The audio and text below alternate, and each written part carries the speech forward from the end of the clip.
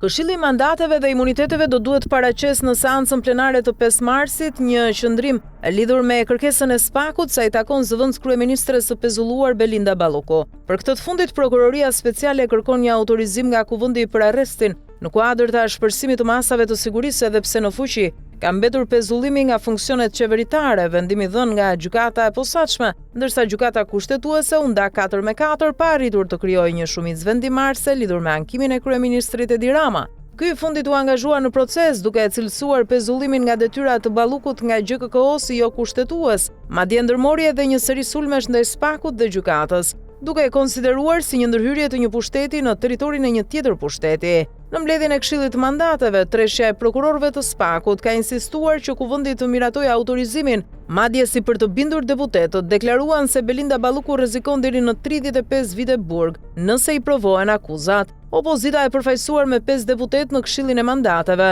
deklaroi menjëherë qëndrimin e saj pro kërkesës së SPAK-ut, edhe pse ky institucion anatemohet nga demokratët nga momenti kur Sali Berisha u mori pandehur dhe u vendos në mas siguria arrest me burg në kuadrin e dosjes Partizani, për të cilën akuzohet bashkë me dhëndrin e tij Marbër Maltezi. Demokratët e Berishës në një draft të paraqitur në Këshillin e Mandateve i kërkonin Kuvendit të miratojë autorizimin për SPAK-un, qëndrim ky që tregon se në seancën e 5 marsit ata do të votojnë për heqjen e imunitetit të Belinda Ballukut, zëvendës kryeministres dhe ministres së infrastrukturës së pezulluar nga funksionet. Në anën tjetër, socialistët pritet të vendosin në mbledhjen e grupit parlamentar që do të mbahet e njëjtë në pallatin e brigadave. Mbledhja do drejtohet nga kryeministri Njerazi dhe kreu i PS-së Edi Rama.